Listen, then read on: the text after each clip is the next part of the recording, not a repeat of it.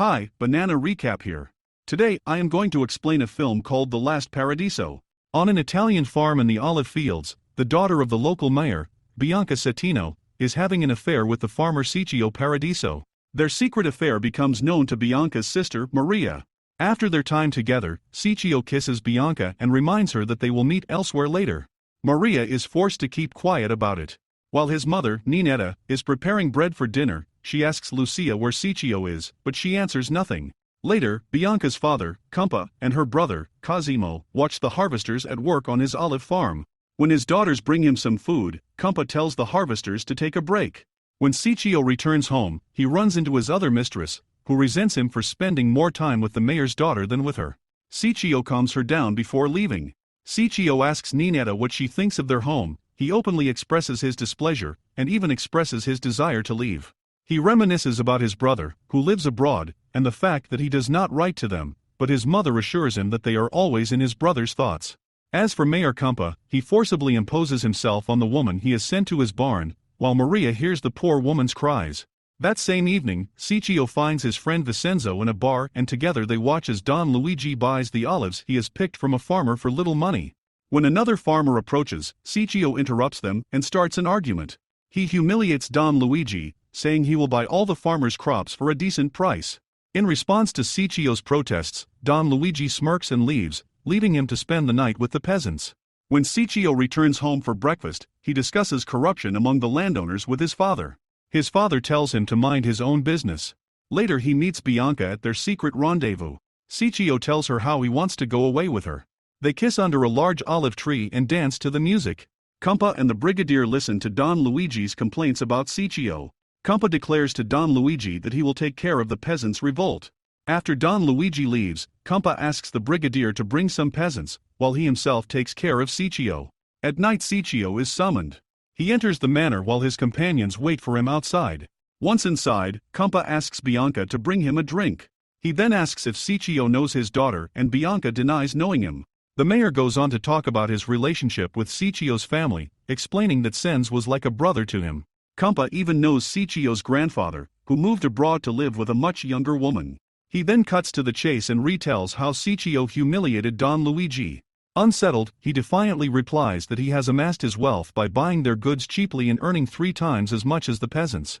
Ciccio goes on to say that, like his father, he will never relent and will wage war against anyone who gets in his way. Cumpa laughs back and praises him for his confidence.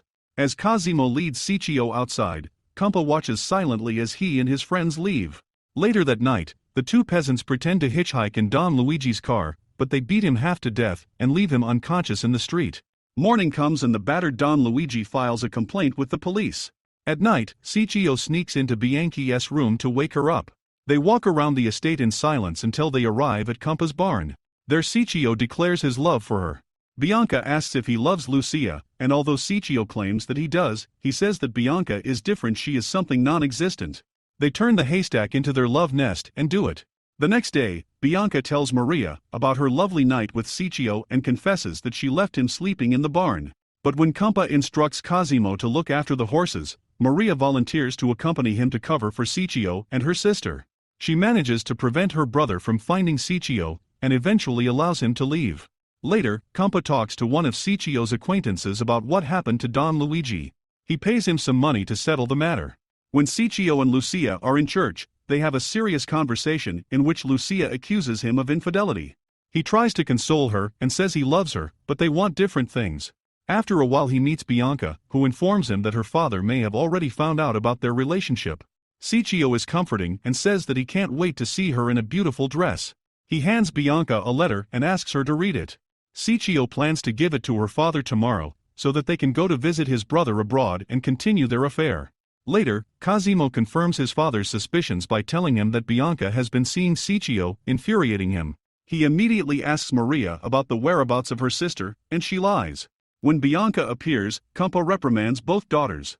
Bianca undresses in front of him. She asks him why he doesn't look like he enjoys the spectacle, for she knows he enjoys making 15-year-olds undress in the barn.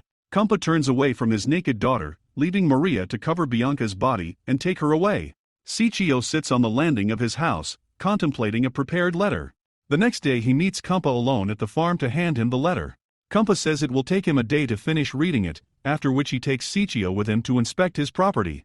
After bragging about how rich his land is despite the heat, the mayor starts digging the ground with a shovel and invites Ciccio to inspect the soil.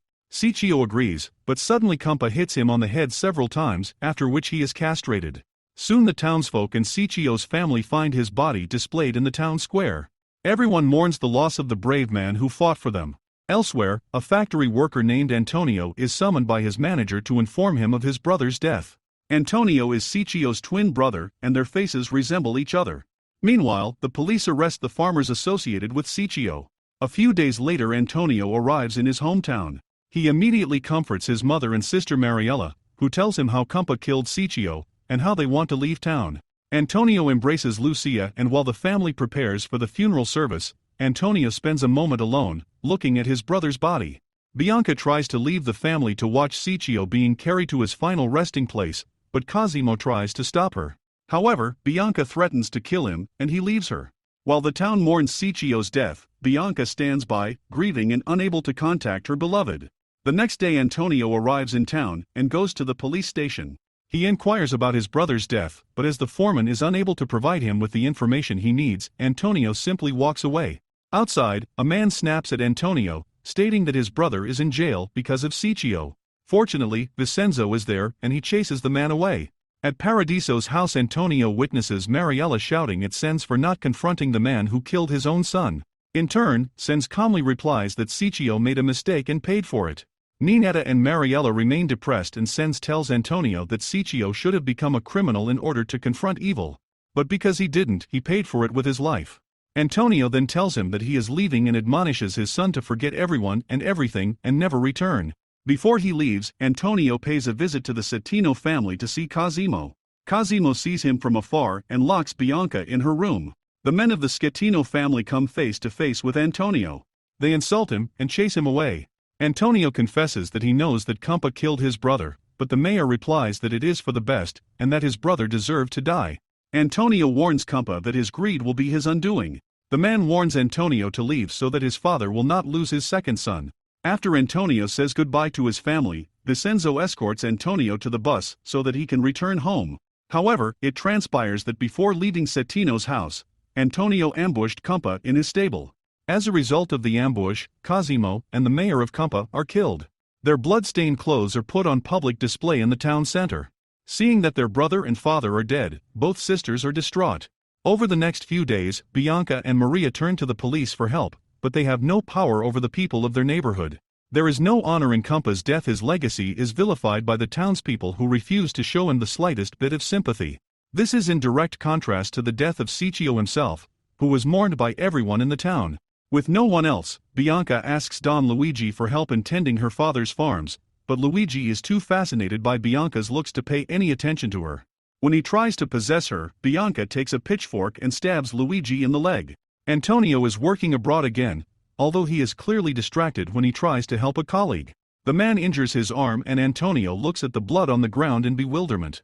Back at home, Bianca recalls Ciccio and the first time she met him, when she was sitting under the same tree with her sister.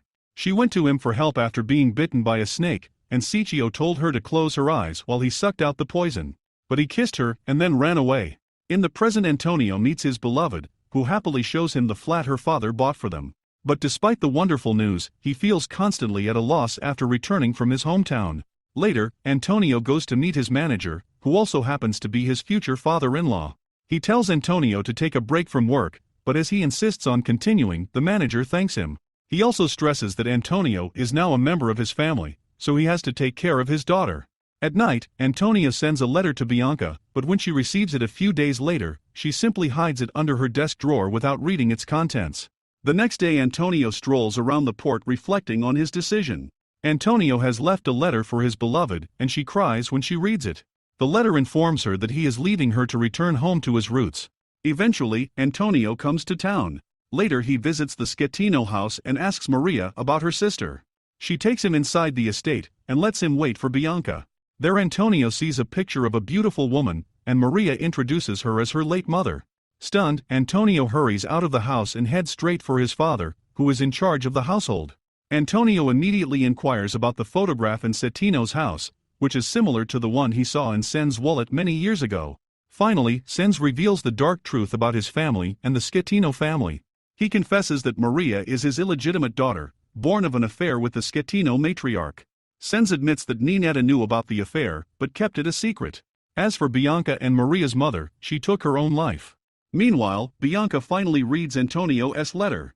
Later, Bianca catches Antonio in town, but is surprised when he turns around and looks exactly like his brother Ciccio. She asks him about the letter he sent, and Antonio calmly approaches Bianca and whispers in her ear that he wants to marry her right then and there. He asks her to close her eyes. When she opens them again, flower petals are sprinkled on her, and she is wearing the dress that Ciccio promised her for her wedding day. The townspeople gather around them, and Ciccio takes her by the hand and escorts her into the church. In the end, Antonio accepts his retribution and lives the life that his dead brother lived. Please like and subscribe, and click the bell icon to get new movie recaps.